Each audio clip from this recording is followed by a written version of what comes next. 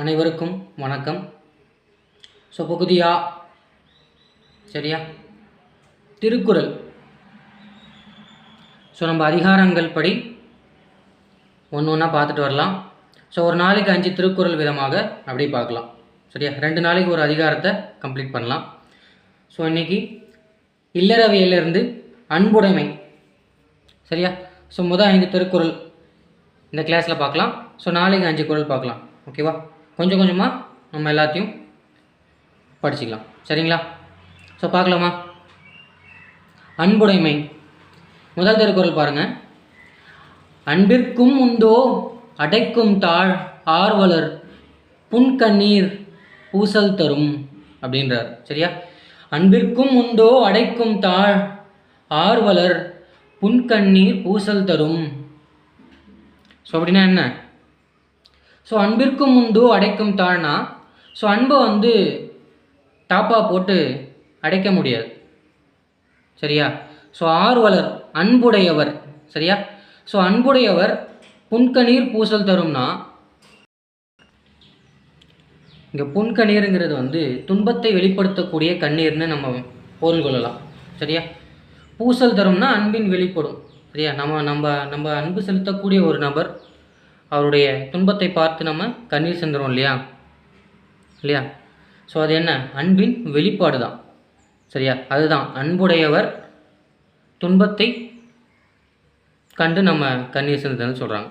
So ஆர்வலர்ன்றது நம்ம அன்பிற்குரியவர். புன்கண்ணீர் பூசல் தரும்ன்றது அவங்க துன்பத்தை கண்டு நம்ம கண்ணீர் சிந்தது. அது என்ன? அன்பின் வெளிப்பாடுங்கிறாங்க. ஸோ பூசல்னா அன்பின் வெளிப்பாடுன்னு அர்த்தம். சரிங்களா? ஸோ அன்பிற்கும் உண்டோ அடைக்கும் தாழ் ஆர்வலர் புன்கண்ணீர் பூசல் தரும். சரியா? அடுத்த குறள் போலாமா? 2வது திருக்குறள் பாருங்கள். அன்பிலார் எல்லாம் தமக்குரியர் அன்புடையர் என்பும் உரியர் பிறர்க்கு. ஸோ இங்கே அன்பிலாருங்கிறது அன்பு இல்லாதவர்கள்னு சொல்கிறாங்க. சரியா? ஸோ அன்பு இல்லாதவர் எல்லாம் தமக்குரியர்.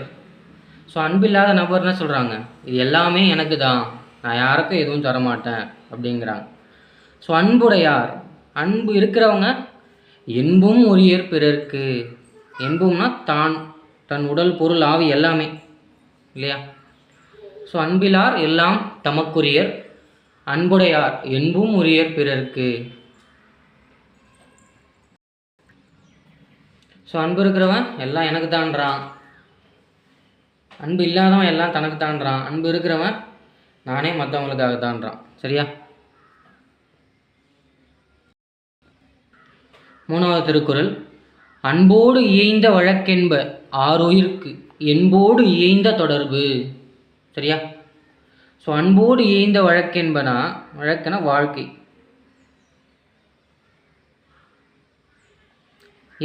இணைந்த. சரியா?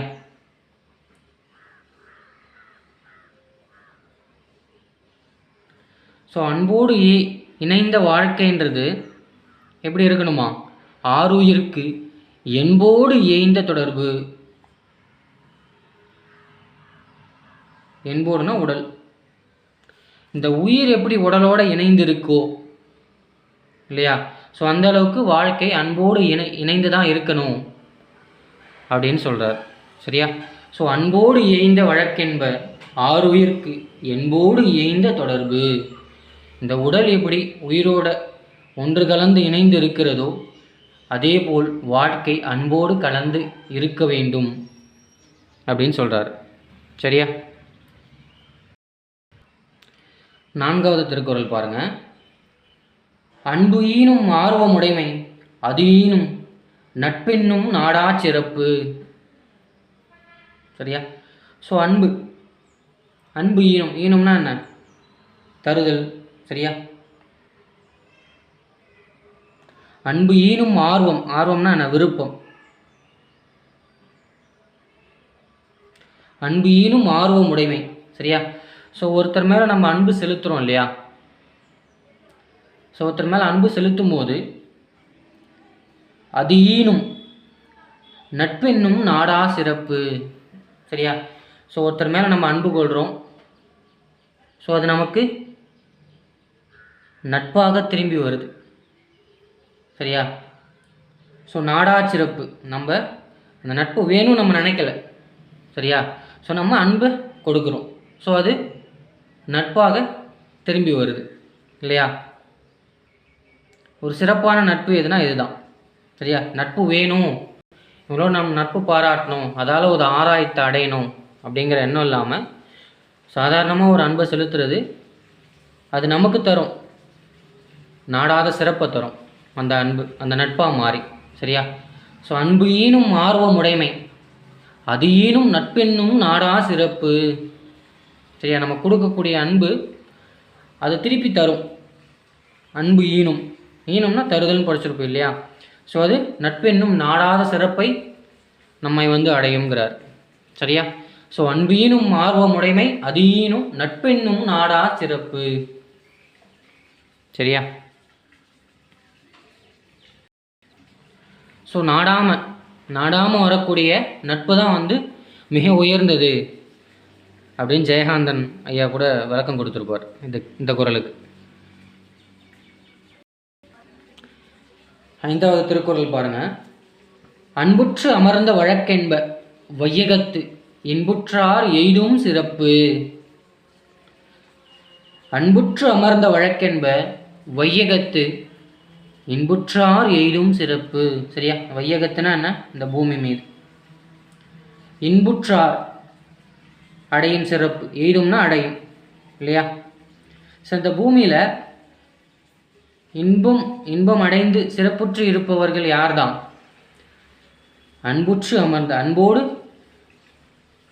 இயைந்த வாழ்க்கையை வாழ்பவர்கள் தான் யார்? இந்த உலகத்தில் இன்பத்தை அடையும் சிறப்பை பெறுவார்கள் அப்படின்னு சொல்கிறார். சரியா? அன்போடு இணைந்து வாழ்கிறவங்க தான் இந்த உலகத்திலேயே இன்பத்தை அடைந்து சிறப்புற்று இருப்பார்கள் அப்படின்னு சொல்லலாம். சரியா?